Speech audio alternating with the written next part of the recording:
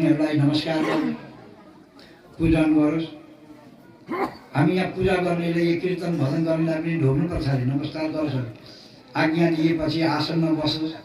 जो मनुष्य कथा सुन्दा स्त्री पुत्र धन र गृहस्थी सम्बन्धको कुनै पनि कुरातिर चित्त नदिई केवल कथामा मात्र मन लगाइन्छ, शुद्ध मनले कथा सुन्दछ, त्यसलाई उत्तम फल मिल्दछ अरे। त्यसरी गर्नु।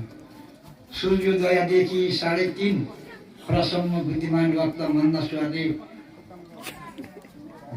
राम्रोसित कथा सुनौँ। मध्याहमा केवल 2 घडी विश्राम गरोस् र वक्ताले जुन कथा भने कीर्तन गर्ने वैष्णवजन त्यसैको अनुसारण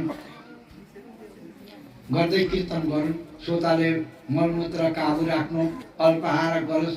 दिन रातमा केवल 1 छाक खानु अनि समर्थ छ भने 7 दिनसम्म फलाहार वा उपवास गरेर अथवा दुध दही घिउ मात्र खाएर आनन्दपूर्वक कथा सुनोस्। यस्तो सुन्ने शक्ति छैन भने फलाहार गरेर अथवा 1 छाक हविष्य खाएर कथा सुनोस्। तत्परै जे गर्दा कुनै प्रकारको कष्ट हुँदैन त्यही नियम बनाउनु। एक छाक खान सकेन भने 2 छाक पनि खानु, यहाँ बताएको छ।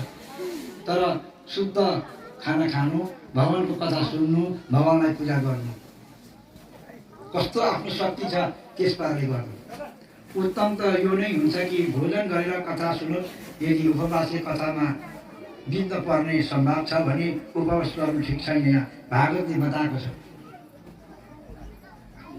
खाना सकिएर अब त्यो कथा सुन्न भोकै सकिँदैन भने खाना खाएर टम्म खाना खाएर पनि भगवानको कथा सुनोस्, पूजा गरोस्, आत्मा शान्ति गरोस्।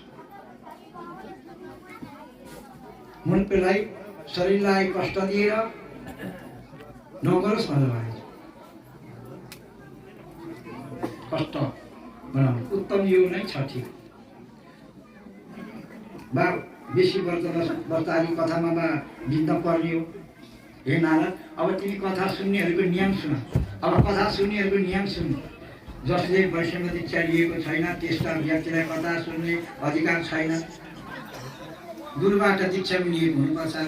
श्रोता सप्तयज्ञको बेलामा ब्रह्मचर्य रहोस्, खाटमा नसुतोस्, पातमा भोजन गरोस्। प्रतिदिन अथवा कथा समाप्त हुन्छ अनि मात्र भोजन गरोस्। गुरु दीक्षा वैष्णव दीक्षा लिनुपर्छ। अन्त यहाँ गुरुजीले त कहाँबाट दीक्षा लियो होला? यत्रो भागवतमा अब भनिरहनुहुन्छ भनेर भन्नुहुन्छ होला। मैले चाहिँ एकदम गुरुसँग दीक्षा लिएको छु फेरि, तर गुरुसँग होइन। अनि फेरि ती गुरुसँग दीक्षा लिएर मात्रै यो कर्म मैले गर्न